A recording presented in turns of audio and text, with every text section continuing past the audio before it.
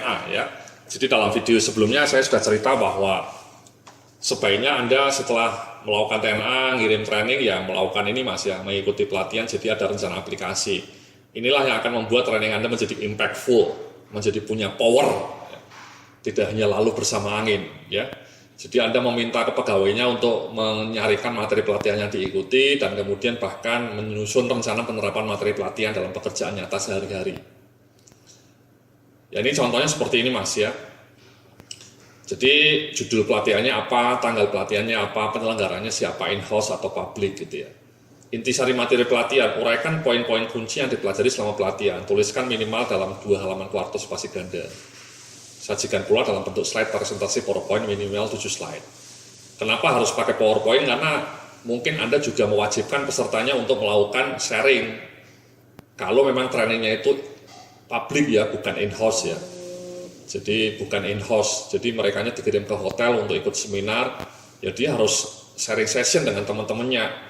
Apa sih intisari materinya dalam bentuk PowerPoint, minimal 7 slide. Ya. Nah ini Mas yang tidak kalah penting, ya. Jadi Anda mewajibkan, kembali ke sini dulu ya, jadi Anda mungkin mewajibkan maksimal 2 minggu setelah training, para peserta yang ikut training di luar itu ya, di hotel ataupun di mana gitu ya, wajib melakukan sharing session maksimal 2 minggu setelah training. Jadi Anda nagih ya kepada para pesertanya untuk betul-betul melakukan sharing session kepada temannya sendiri di departemennya atau bahkan dalam forum yang lebih luas antar departemen. Ya itu juga namanya pembelajaran internal. Jadi maksimal 2 minggu. Anda minta dokumentasinya, ya, minta daftar hadirnya. Kalau perlu juga orang HRD-nya ikut hadir melihat. Ini penting ini Mas, supaya ada sharing session ya, transfer pengetahuan. Nah yang kedua ini Mas ya, uraikan rencana Anda untuk menerapkan isi materi pelatihan dalam pekerjaan sehari-hari. Aplikasikan materi yang relevan untuk membantu Anda meningkatkan kinerja Anda sendiri dan tim. Rencananya harus mencakup rencana penerapan materi pelatihannya, waktunya, kapan, hasil yang diharapkan, dan tanda tangan, ya tanda tangan persetujuan dari atasan Anda. Ya, jadi tanda tangan.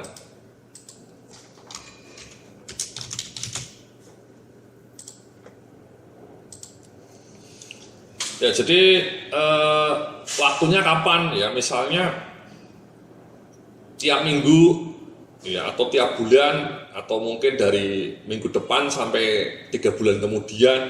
Ya, hasil yang diharapkan apa? Jadi rencana penerapannya misalnya, katakanlah Anda ikut training leadership, ya, pegawai Anda.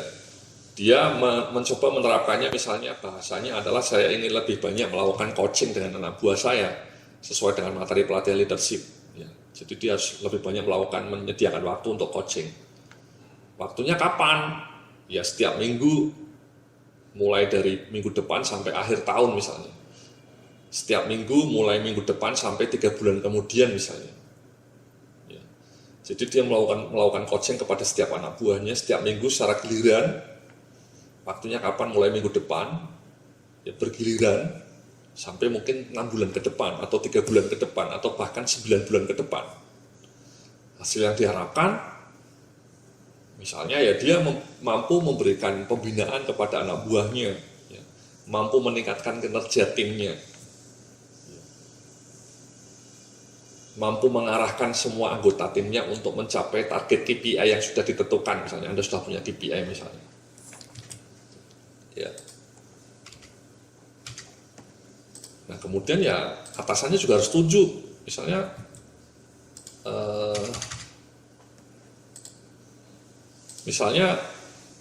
atasannya yang ikut peserta asmen ya, manajernya harus ikut setuju ya, tanda tangan, karena nanti manajernya juga ikut memantau. Kalau staf ya atasannya lah asmennya misalnya, karena asmennya nanti ikut memantau.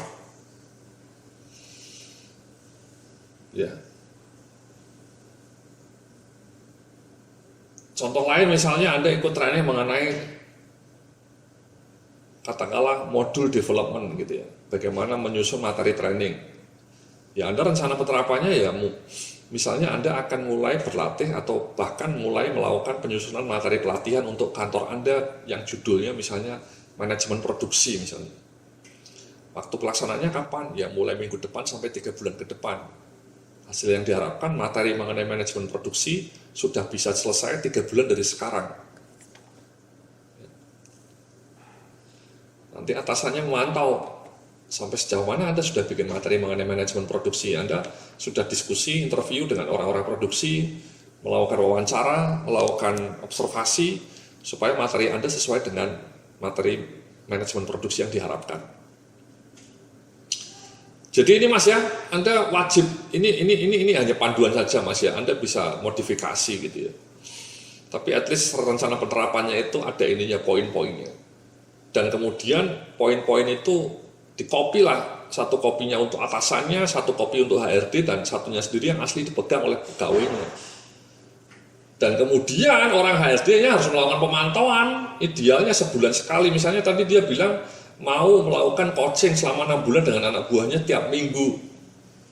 Ya Anda setiap bulan tanyalah kepada manajernya itu tadi, yang ikut training leadership, sudah dilakukan coaching belum? Siapa saja yang sudah Anda coach? Misalnya Anda punya anak buah 3, siapa saja dan materi apa yang Anda coachkan ya? Kontennya apa, isinya apa coach itu. Orang HRD-nya harus proaktif menanyakan kepada manajer itu.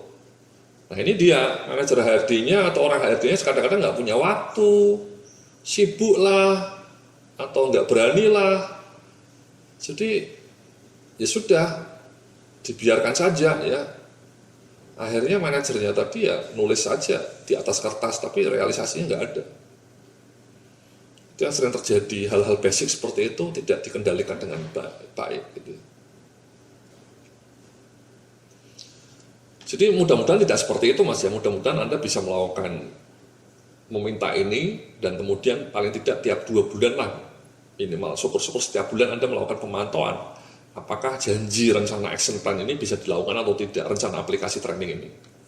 Karena itu kunci. Sebuah riset menunjukkan kalau training Anda tidak dilakukan monitoring after training ya, post training monitoring, itu efektivitasnya hanya 30% Mas.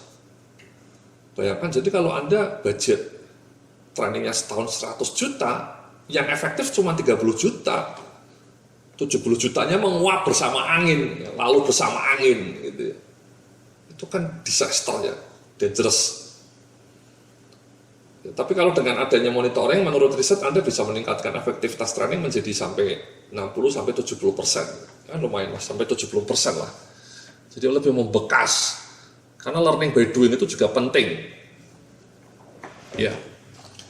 Jadi nanti setelah, misalnya ini Anda ikut training ini ya Mas ya, TNA ya, secara online dengan Yudi Antareksa gitu ya.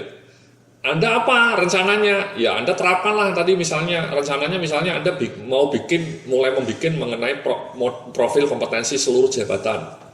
Kapan waktunya? Ya mulai bulan depan sampai akhir tahun misalnya. Ya. Selama mungkin 12 bulan. Hasil yang diharapkan dalam waktu 12 bulan ke depan kita sudah mampu menyelesaikan model kompetensi untuk seluruh posisi jabatan dan bahkan matriks training plan-nya. Nah itu kan heroik Mas ya, wonderful. Jadi 12 bulan dari sekarang Anda sudah punya model kompetensi yang lengkap, skala jabatan, skala kompetensinya, sampai matrix training plan-nya. Itu wonderful. Oke? Jadi itulah Mas ya, materi saya mengenai training unit analysis ya. Sekali lagi kita sudah bicara mengenai 3 model ya, 3 model untuk TNA ya. Model pertama simple, model kedua dan ketiga agak sedikit kompleks ya, tapi itu yang sudah Anda lakukan ya. Jangan lagi pakai model konvensional itu yang Anda nyebar kuesioner, kemudian usernya atau pegawai-pegawainya ngisi training yang diharapkan, yang dipilih sesuai seleranya, kemudian Anda kumpulkan, kemudian Anda cari vendor-vendornya, atau Anda cari dikirim ke training publik di hotel-hotel. Nah, itu menurut saya gaduh-gaduh ya, karena Anda tidak punya panduannya. Ya, jadi Anda harus mulai melakukan yang kedua dan ketiga ini supaya menjadi lebih cetar membahana. Terima kasih, mudah-mudahan materi saya mengenai TNA ini bisa bermanfaat bagi Anda ya, baik di dunia maupun di akhirat ya. Sampai jumpa dalam video-video online pembelajaran lainnya dalam topik-topik berikutnya. Terima kasih, salam sukses, penuh keberkahan.